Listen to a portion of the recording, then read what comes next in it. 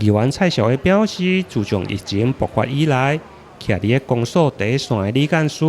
除了本身的业务，另外还阁负责联络居家的检疫、施打疫苗等相关的事项。因此，问下一寡民间的资源，特别关注防疫的餐点加物资，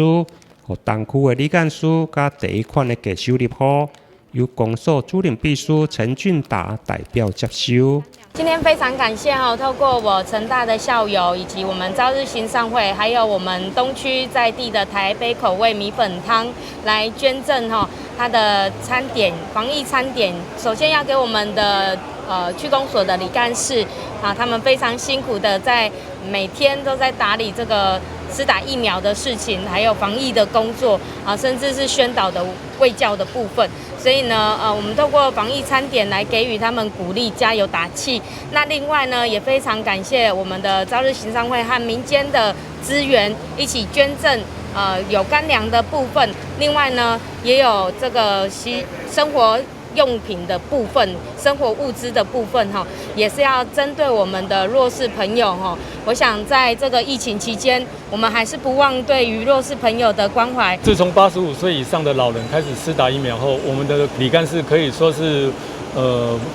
不眠不夜一直在造册通知那在这个时间有这个我们的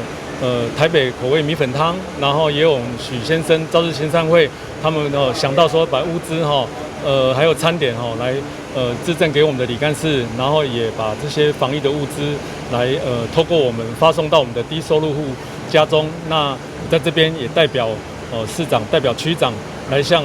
这些善心的团体跟人士来致上最大的谢意。我们会好好的运用这些物资，让它一定到达需要的人的手上。这届捐赠单位包括国际西主会区的参事许登贵、台北口味米粉汤，加台南市朝日行善会等单位。同时，公所嘛颁发感谢状，肯定爱心单位以实际行动来回馈社会。台南新闻联跟刘品言采访报道。